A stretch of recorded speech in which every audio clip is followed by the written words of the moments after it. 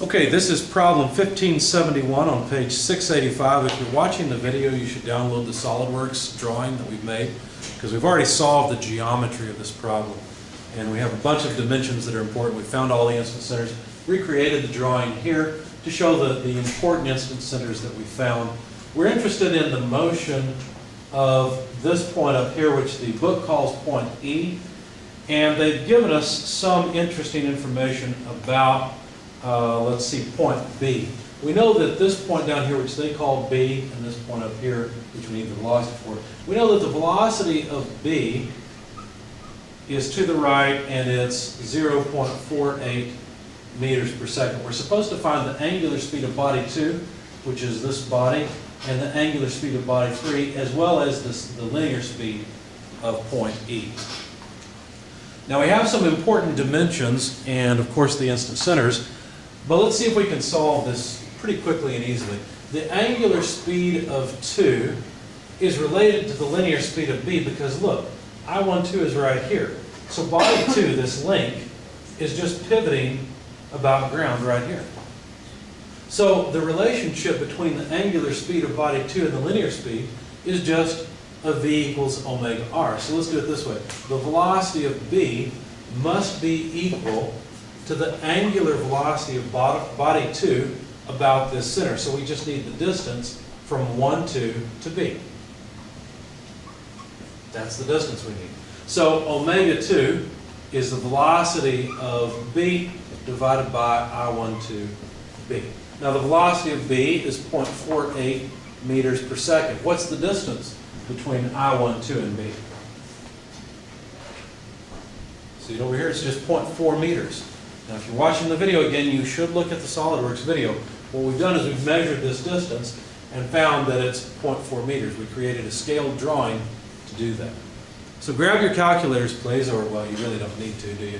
You divide this by 4, you're going to end up with 1.2 if I did my math right. Is that right? Okay, so there's the angular speed of body 2. How does body 2 rotate? Clockwise or counterclockwise? Well, this point's moving this way. It's still here, so it's counterclockwise. Okay? So this is counterclockwise. So there's the angular speed of body 2. How about the angular speed of body 3? How could we find it? Well, the issue is that we will need a velocity on body 3 and a point about which body 3 rotates. Now, body 3 rotates about this point. So if we want the angular speed of body 3, we better have the linear speed of body 3 at some point. Is there any point where we can find the linear speed of body 3? 2, 3. Right here. Exactly. So what we'll need to do is figure out how fast this point is moving, and the way we'll do that is by this distance, right? So basically, to relate the speed of body 2 to the speed of body 3, all we need are the instance centers. Now, what instance centers do you think we need? Well, it goes through the idea that the velocity of this point is the same on body 3 as it is on body 2. Notice we don't know that velocity, but it doesn't matter, because all that matters are the instance center distances. So if we multiply omega 2 by I12, I23,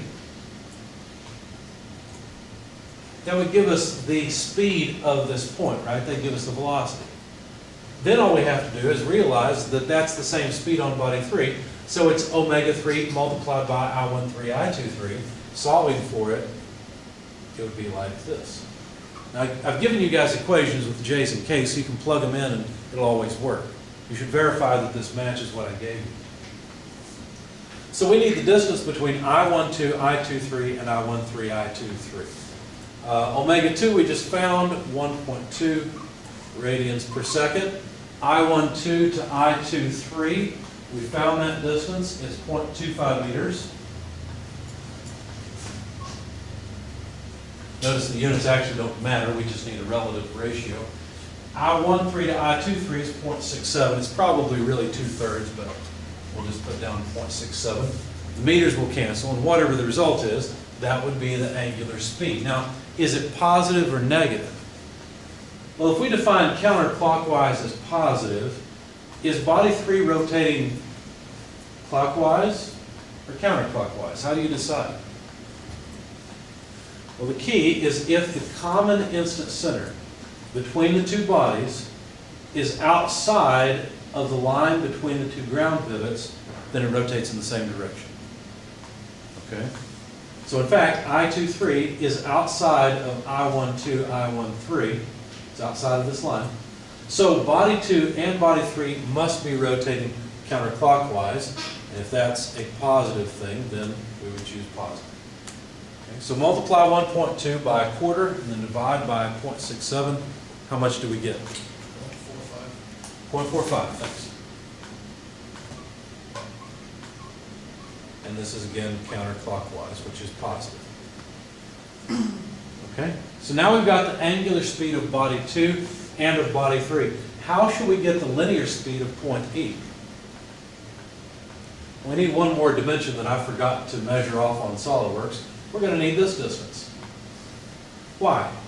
Well, if body 3 is rotating about this point, we can think of body 3 as just a wheel. And a particular point of interest is this one. If the wheel's rotating about this point, then we just need that radius. Okay?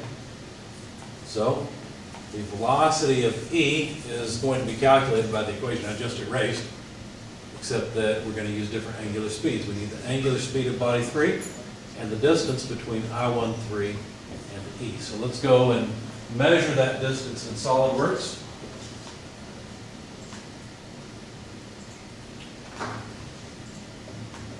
It's 0.23 meters.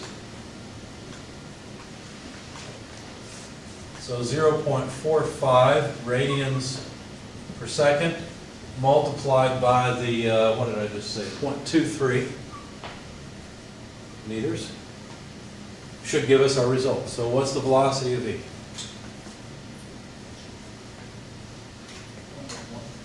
0.91?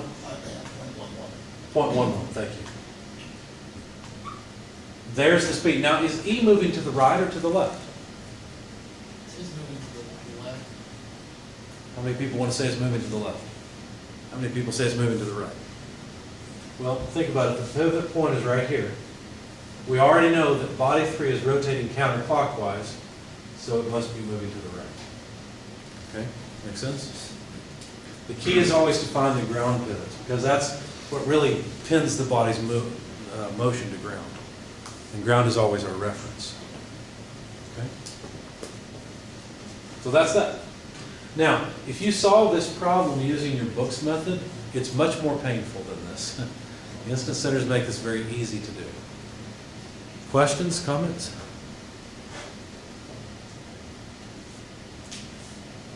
Okay.